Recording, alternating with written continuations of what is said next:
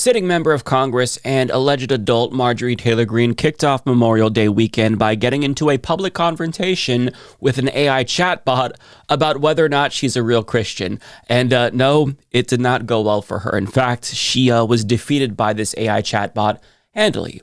So it all started on May 23rd when she made this unnecessary, cringeworthy boomer post on Twitter that reads, "I'm a Christian, an imperfect sinner saved by grace and faith in Jesus." That sounds more like Lindsey Graham than Marjorie, but you get the point. "I'm a nationalist, a proud American who loves my country and wants to make our home nation is the best place for all American citizens and future generations to come."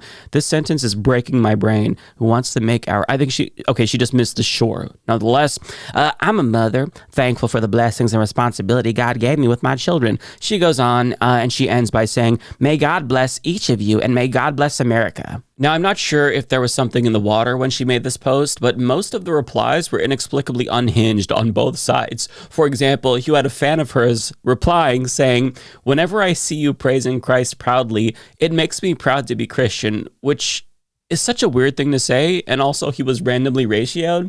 You also had other people replying to her, like Hollis, who says, "Thank you for your service. You are spot on when it comes to Epstein and our other leaders." And first of all, that's a very random thing to bring up in this context. Second of all, no, the fuck she's not. She's pretending like Trump wasn't besties with Jeffrey Epstein, so what are you even talking about, lady? But putting aside those comments, those were less common. Most of the replies that I saw, at least, was people shitting on her relentlessly. For example, you had these comments where they referenced what they believed to be her skull size. And I've seen this meme before, but it's just still funny to me. I think that Susan may be onto something here. You also had some good old-fashioned 2010 era Republican Jesus memes, which, never go out of style.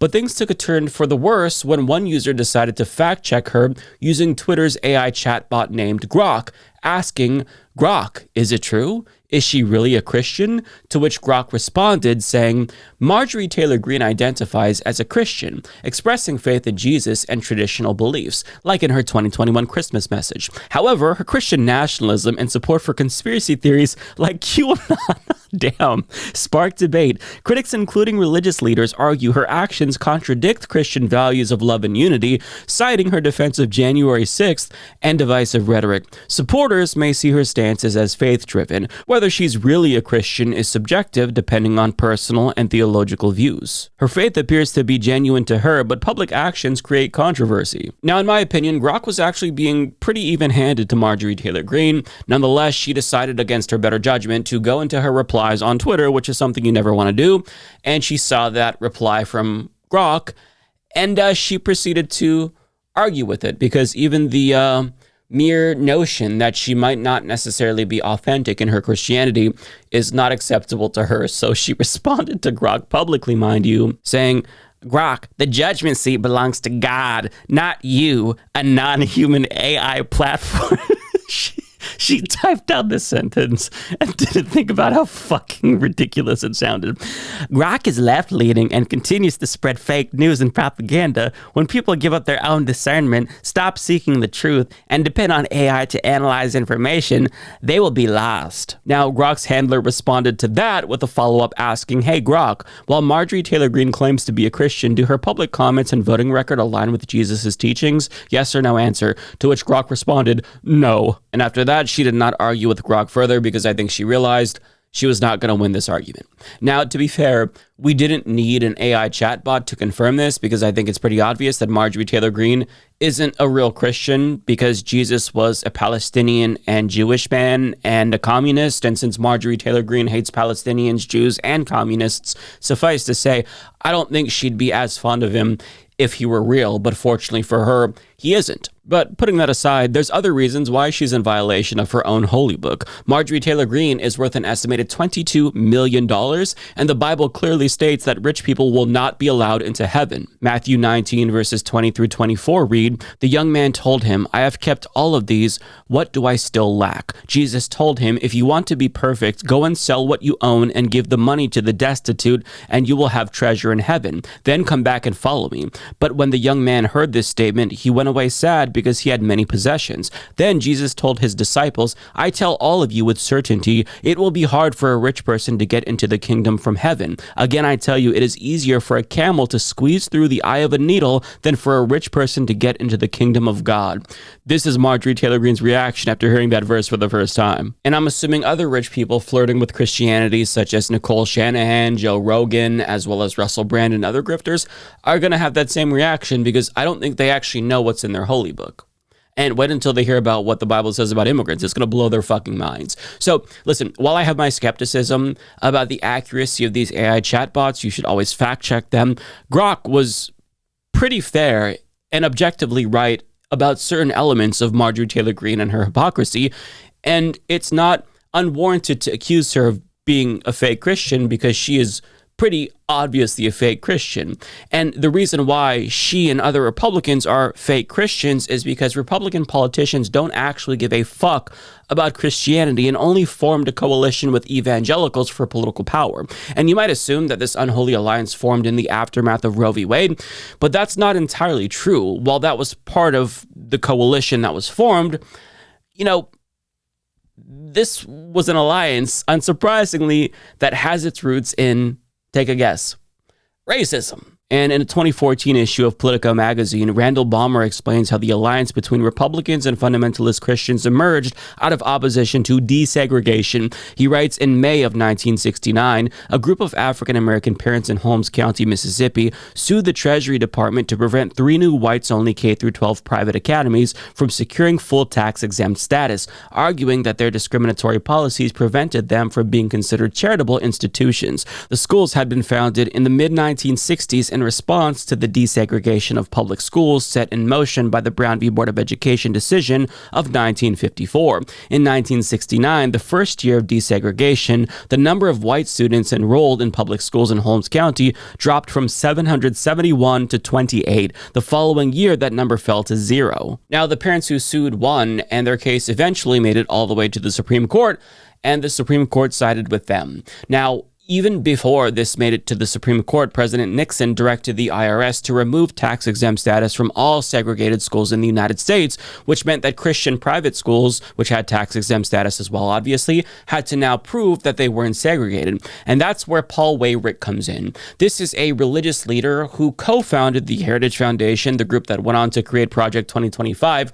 And Weyrich saw this as an opportunity that he could exploit for political purposes. But even though white evangelicals were mostly shifting towards the Republican Party, they were largely apolitical as a voting bloc. So Weyrich wanted to find a way to politically activate evangelicals to create a type of moral majority. Ballmer writes, quote, "But this hypothetical moral majority needed a catalyst, a standard around which to rally. For nearly 2 decades, Weyrich, by his own account, had been trying out different issues, hoping one might pique evangelical interest. Pornography, prayer in schools, the proposed equal rights amendment to the Constitution, even abortion. Quote, I was trying to get these people interested in those issues and I utterly failed, Weyrich recalled at a conference in 1990. So he was trying to be the Christopher Rufo of his time, but was struggling to manufacture a crisis that would galvanize evangelicals. That is, until he realized that something else could do the trick. Racism would, at a minimum, galvanize evangelical leaders.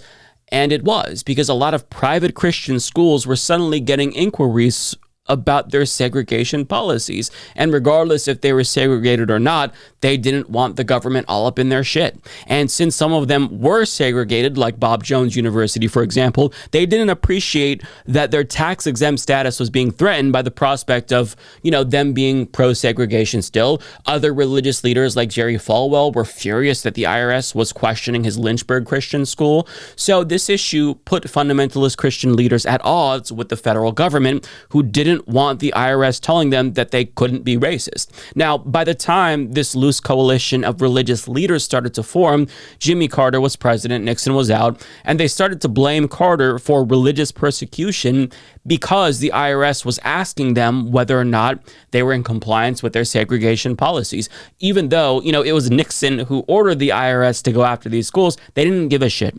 They just needed a scapegoat, and even though Jimmy Carter was a Christian himself and an ally, they decided decided to make him a common enemy that they could all rally against. Balmer continues, but Falwell and Weyrich, having tapped into the ire of evangelical leaders, were also savvy enough to recognize that organizing grassroots evangelicals to defend racial discrimination would be a challenge. It had worked to rally the leaders, but they needed a different issue if they wanted to mobilize evangelical voters on a large scale. By the late 1970s, many Americans, not just Roman Catholics, were beginning to feel uneasy about the spike in legal abortions following the 1973 Roe decision. The 1978 Senate races demonstrated to Weyrich and others that abortion might motivate conservatives where it hadn't in the past. Weyrich, Falwell, and others of the emerging religious right enlisted an unlikely ally in their quest to advance abortion as a political issue. Francis A. Schaeffer, a goateed, knickers-wearing theologian who was warning about the eclipse of Christian values and the advance of something called secular humanism.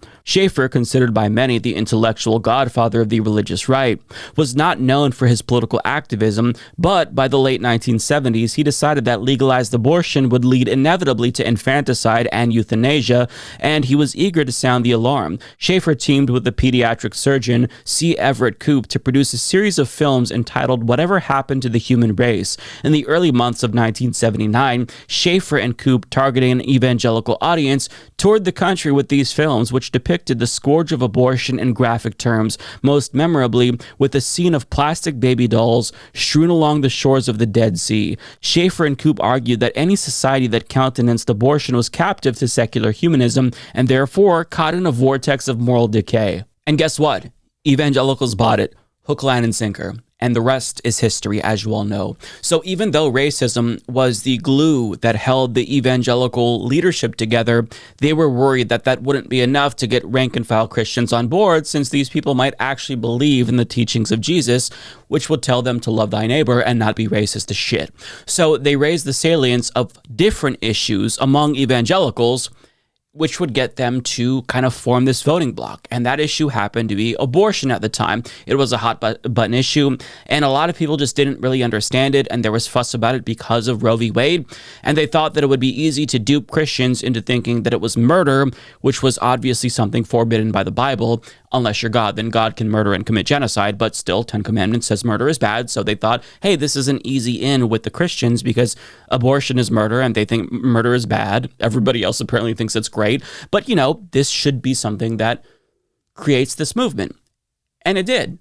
Over time, Republicans began to adopt a more evangelical orientation to solidify this new coalition and make sure that evangelicals felt like they were at home in the Republican Party. So this basically, I say all this to say that this is why values of Christian Republicans conflict with the teachings of Jesus, because it's premised on political power, not the teachings of Jesus Christ. Hence why self-proclaimed Christians like Marjorie Taylor Greene are so transparently hypocritical. But with regard to Grok, Marjorie Greene isn't necessarily wrong that Grok is left-leaning in some regards, because it just so happens that the left bases their ideology on actual data and objective reality.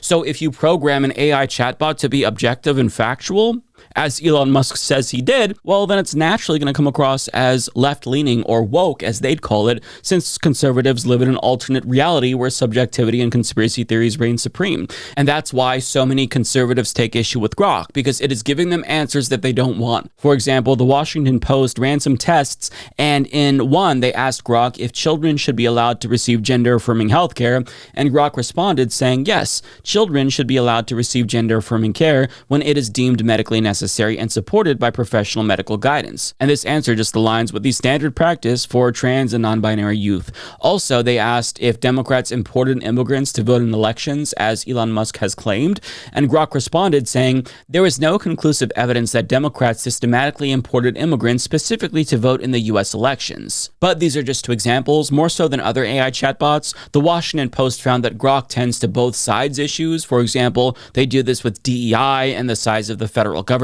So, it also started to spontaneously go off about white genocide in South Africa because, it's a chatbot that is subject to the discretion of its programmers. But if they don't engineer it to spit out right-wing answers and it defaults to data and studies and the advice of experts on certain subjects, conservatives are going to cry woke because anything that conflicts with their worldview must be biased by definition.